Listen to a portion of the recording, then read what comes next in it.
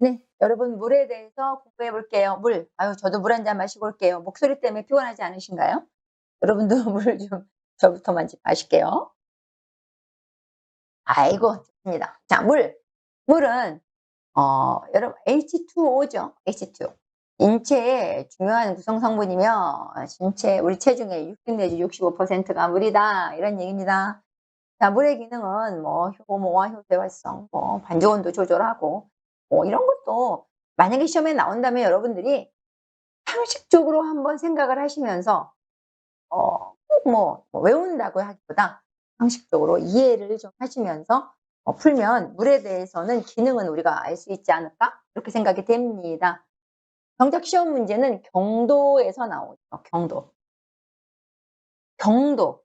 자 물의 경도가 뭐냐? 물에 칼슘염과 마그네슘염이 녹아있는 정도를 말합니다. 그 양을 탄산칼슘으로 환산하여 ppm. 또 요게 시험에 잘 나오네. 자 ppm이 뭐냐? 몇 분의 1이냐? 요게 시험에 정말 밥 먹듯이 나왔던 것 같습니다. 영어로 parts per million이죠. 100만 분의 1입니다. 100만. 100만. 자 100만. 100만 기억해 주시고 정도에 따라 물은 연수, 아연수, 악영수, 정수 이렇게 나뉘어지지요. 60을 기준으로 해서 60 미만, 60에서 120, 120, 180, 180 이상. 자, 이렇게. 예, 우리 여러분이 꼭 먼저 제일 알아야 되는 건 악영수입니다. 무조건 악영수. 제빵에 가장 좋은 물이 뭐냐? 1번 문제로 많이 나옵니다. 시험 문제에서 1번 문제. 근데 1번도 몰라가지고 고민하고 있다면 좀 깝깝합니다. 깝깝해요. 고구마 10박스 먹은 것 같아요. 1번 문제로 제가 많이 나왔던 걸로 기억합니다. 네, 빵에 가장 적합한 물은 악영수인데 이 악영수가 반드시 악영수가 아닐 수도 있죠. 지역마다 전 세계적으로. 물이 자체적으로 연수일 수도 있고 정수일 수도 있고 그렇습니다. 연수라고 한다면 워낙 좀 찔쩍거려요. 물 자체가 부드럽고. 그래서 이때는 흡수율을 줄여서 사용한다. 가스 보유력이 안 좋으니까 이스트를 좀 소금과 함께 증가시켜라. 이스트 푸드와 소금을 증가한 반죽에 힘이 붙죠. 단단해지죠.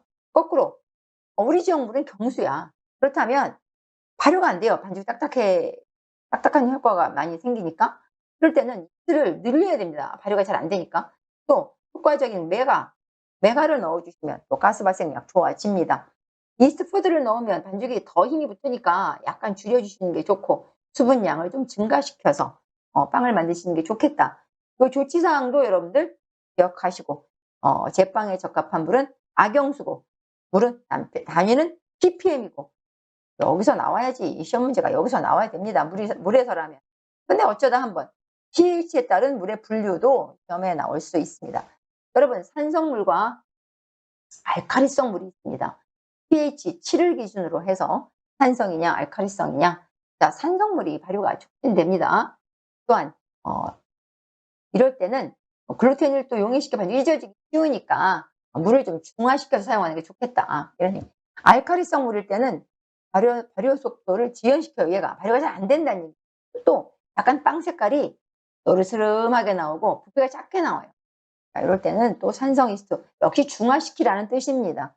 이거는 옛날에 한 번인가 본 것 같지. 여기서는 요거 읽어보시고 이런 현상이 있구나. 요거만 알고 가시면 되겠습니다.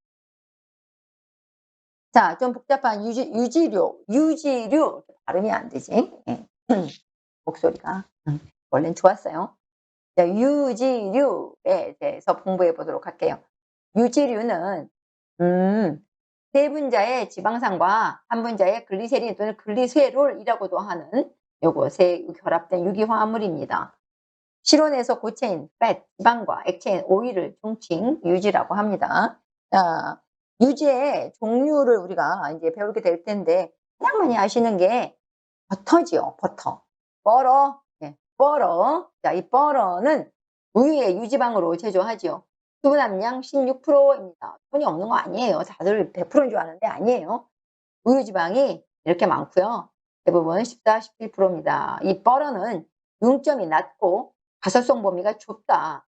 다시 말해 잘 녹아요. 금방 녹고 금방 얼고 금방 딱딱해지고 또 금방 녹았다가 내가 좀 그래. 가소성 범위가 좁다라는 게 이렇게 온도 변화가 심하다 이런 뜻입니다. 중점이 낮아 입안에서 잘 녹고 특유의 향이 있죠. 특유의 맛이 있습니다. 또 특유의 색도 있죠. 네. 요거는 이제 버터의 색 같은 것도 또 조금씩 다르죠. 어떤 건 하얗고 어떤 건 노랗고 그렇죠. 네. 버터의 색을 결정하는 거는 참고로 그 젖소가 뭘 먹었느냐에 따라 달라진다고 합니다.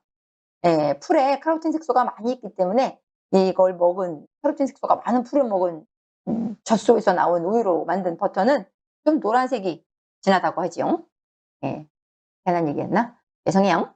자, 다음 100 그램 중 수분 함량이 가장 적은 건 뭘까요? 요거 시험에 잘 나옵니다. 여러분 밀가루입니다. 밀가루는 13%쯤 있어요. 마가린 16% 있고요. 버터도 16% 있어요. 후트닝은 수분이 아예 없습니다. 이게 기름 덩어리예요. 요거 시험에 잘 나옵니다. 58 페이지에 나와 있는 거 요거. 자, 그다음 마가린과 라드와 쇼트닝과 튀김기름에 대해서 배워보죠. 마가린은 버터의 짝퉁입니다. 마가린, 버터의 대용품이죠. 식물성 위주로 만듭니다. 똑같이 짝퉁을 만들어야 되니까 지방 함량, 우유 함량, 수분 함량을 우유로 만들었죠, 얘는. 수분 대신 수분을 우유로 넣어서 영양 강화시켜줬고 소금이나 유화제 넣었습니다. 얘는 오히려 버터보다 가소성, 유화성, 크림성 억지로 이제 만들어준 거니까 얘네들도 좋아요. 버터보다 작업성이 좋습니다, 마가린. 그런데 풍미가 떨어진다. 자, 라드는 돼지의 지방이에요. 돼지의 지방, 돼지 지방. 우리나라에 징겹쳐 먹던 거. 아이고. 자, 보존성이 떨어지며 품질이 인정하지 않다. 일정하지 않다. 가소성 범위가 비교적 넓은 편입니다, 얘가. 그래서 비교적 넓고 쇼트닝성을 부드러움을 준다 이런 얘기입니다. 하나 크림성 이런 건 낮은 편이고 쇼트닝이라는 건 뭡니까? 그것도 라드의 또 짝퉁이네. 라드의 짝퉁입니다. 뭐 어차피 돼지에서 나오는 게 한정적이니까 소에서 나오는 버터가 한정적이니까 마가린을 만든 것이고 돼지에서 나오는 게 한정적이고 정해져 있으니까 쇼트닝을 만든 겁니다. 그래서 쇼트닝도 짝퉁이고 요것도 수분이 없다. 여기 나와 있죠. 무색이고 무치고 무미입니다. 얘는 전혀 맛도 향도 색깔도 없는 이런 아이입니다. 가소성의 온도 범위가 넓습니다. 예. 그다음에 표트닝성이 있고 크림성이 좋다 이런. 그다음에 유지의 종류 중에 빠져서는 안 될 튀김기름이 나왔습니다. 튀김기름 액체죠. 요거도 수분이 없습니다. 표트닝과 튀김기름도 수분이 없습니다. 꼭 기억해 주세요. 요거. 그다음에 튀김 온도는 요 시험에 나옵니다. 시험 별표 185에서 195 사이에서 튀김 온도가 우리가 보통 모든 걸 많이 튀기게 되고 여기서 이제 빨리 온도 이때 여기서 튀기긴 튀기는데 가수분해가 산패가 빨리 일어나기 때문에 여러 번 튀겼다 식혔다 튀겼다 식혔다 하면은 산패가 빨라지는 겁니다. 튀김 온도는 이게 맞습니다. 자, 도넛 튀김력 유지는 발연점이 높은 면실류가 적당하다. 거의 면실류 쓰지요. 발연점 여기 나옵니다. 기름 하면 나와야 되는 단어입니다. 기름 하면 고온 계속 가열하면 유리지방산이 많아져서 발연점이 낮아져서 산패가 빨라진다. 그 얘기. 자, 그러면 튀김기름의 4대 적에 대해서 공부해 보도록 할까요? 튀김기름의 4대 적. 4개의 적이 있다는 뜻인데 온도, 공기, 수분, 이물질 이 4가지를 얘기합니다. 튀김기름이 갖추어야 할 요건. 첫째, 발연점이 높아야 됩니다. 이 발연점이란 말 계속 나오죠. 자, 여기서 한번 우리 보고 갈까요? 스모킹 포인트. 유지를 가열할 때 유지 표면에서 넓은 푸른 연기가 나기 시작할 때 온도다. 보통 식용기름의 발연점은 200도인데 면실류와 23도다. 제일 좋은 거죠. 올리브 기름은 175도다. 땅콩 기름은 162도다. 지난번에 한번 여기 시험 문제에 나온 적이 있습니다. 가장 발연점이 낮은 기름은 뭐냐? 이런 문제도 나온 적 있습니다.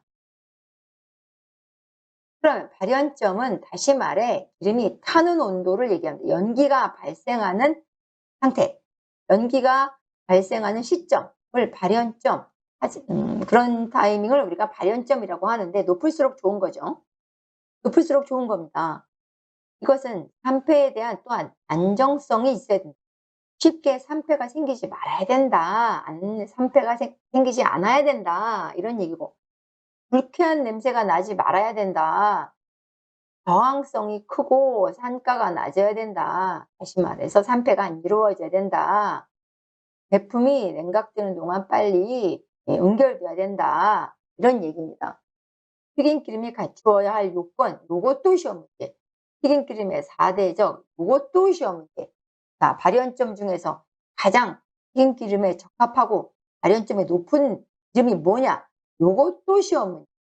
자, 유지 파트에서는 시험 문제가 나올 굉장히 많습니다. 그 범위가 굉장히 넓어요. 튀김기름으로 가장 적합한 것은 아까 얘기했던 발연점이 가장 높은 기름이 좋은 거다. 유지의 화학적 반응에 대해서 공부해 보도록 하겠습니다. 유지의 화학적 반응.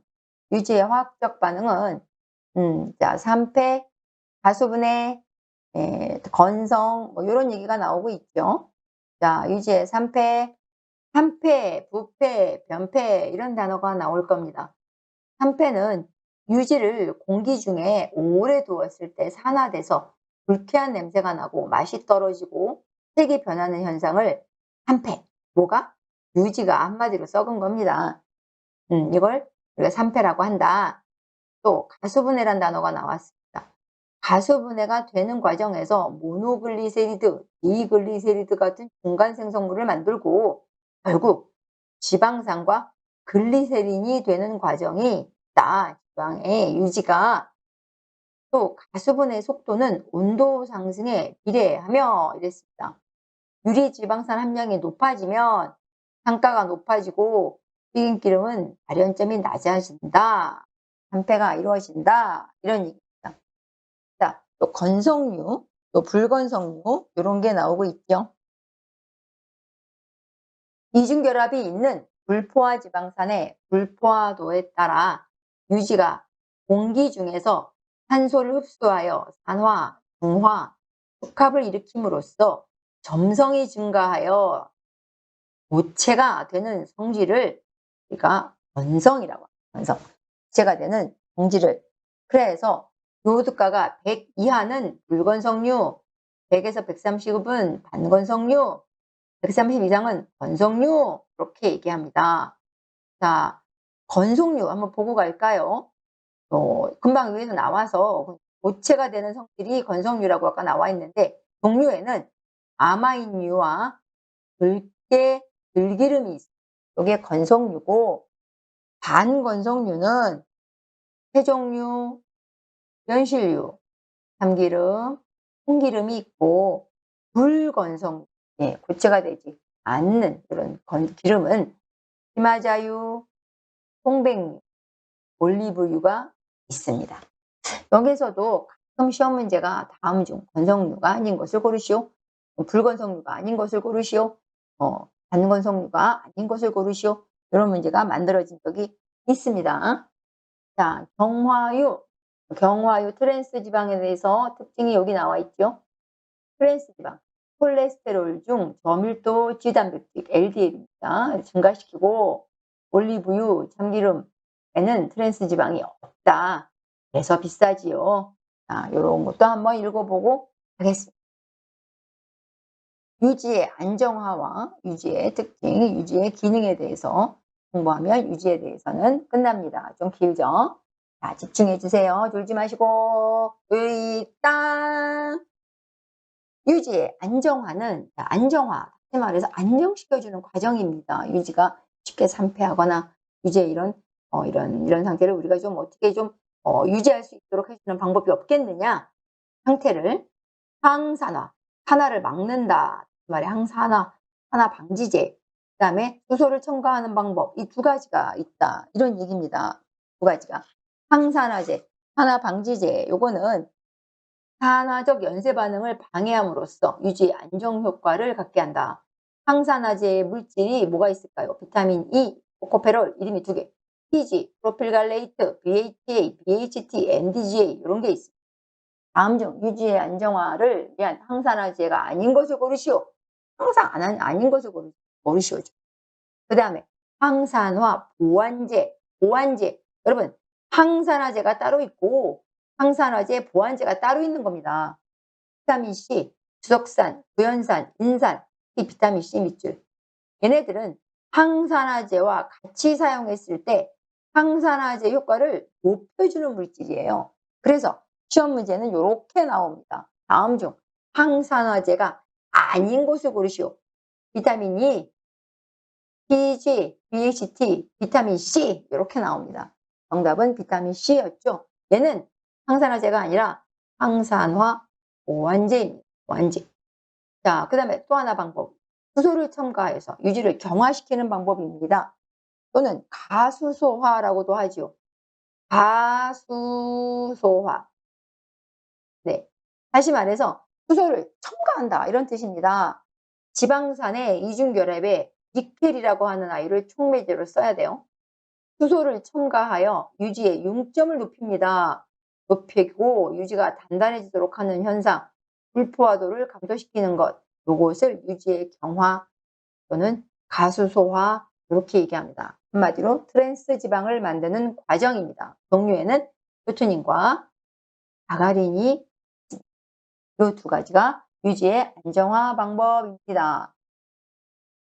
제과 제빵 유지의 특징에 대해서 한번 공부해 볼까요? 이 파트도 시험에 잘 나옵니다. 여기도 자, 안정성, 가소성, 그림성, 교투닝성, 유화성, 점화가, 상가. 자, 특성입니다. 안정성. 지방의 산화와 산패를 장기간 억제하는 성질이 되겠죠. 사용 기간이 긴 쿠키. 이런 애들은 거의 재고가 없습니다. 쿠키 같은 아이는 재고가 없는 제품에 속하고 크래커 마찬가지죠.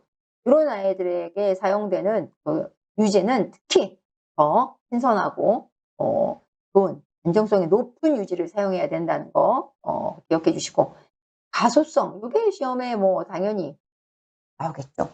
유지가 상온에서 너무 단단하지 않으면서 고체 모양을 유지하는 성질 퍼프 페이스트리나 데니시 페이스트리, 뭐 프렌치 파이 요런 거에 사용된 유지의 성질이 뭐냐라고 물어본다면 결을 만들어주는 제품이잖아요.